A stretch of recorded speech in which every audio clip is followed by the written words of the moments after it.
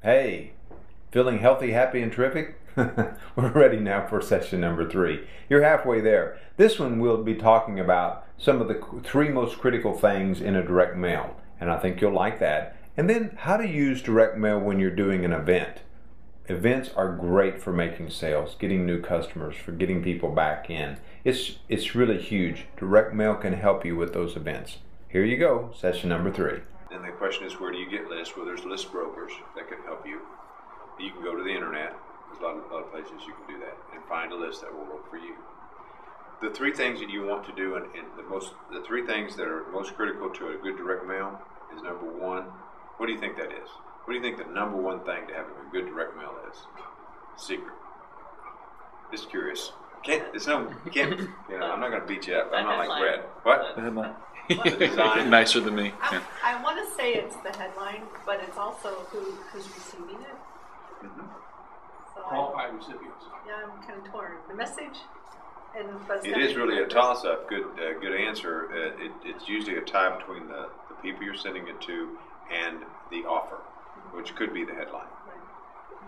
Actually, the design is third, how it looks as well. So, the key in sending out a good direct mail piece is that is the list that you're sending it to. And here's a basic postcard. It was sent out, and the purpose of this postcard was to remind people to save a date. It's pretty basic, pretty standard. And then, but again, if I sent you a letter about fly fishing, would you be interested? Maybe, maybe not. If you sent me a letter about raising sheep, you think I'd be interested? Yes. Sheep.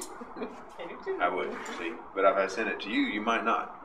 So again, that's really critical, is finding out and doing research. And there's a lot of good lists out there that you can purchase that makes a lot of difference as well.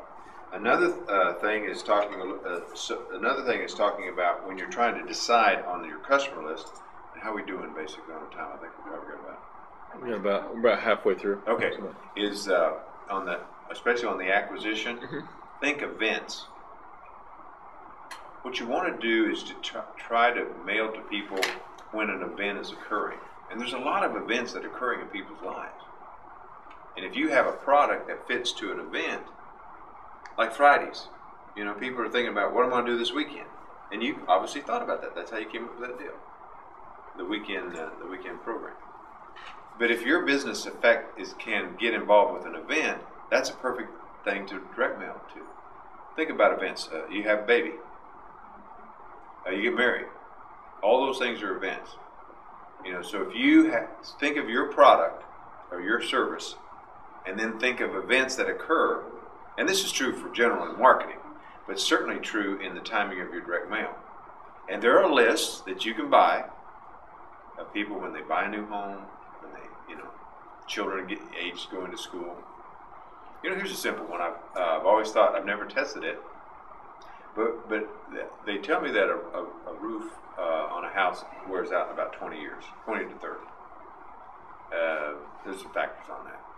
So if you saw a subdivision that was built, and they're often built at the same time, and you went to the records and found out when they were built, you could back that number in, and you could hit about when they were 20 years old. You could then do a direct mail piece to those folks saying, with a proper headline, talking to them about replacing the roof and get leads. Free roof inspection type of thing, So that's just the value of that. And could you do that with email? Well, no. So that's the value of the direct mail, is that you can get to people, and if you did an advertisement that on radio, that might be pretty expensive for that particular goal. So direct mail is neither good or bad. It's what you need to do, just like email, TV, etc. And that's really the key of that.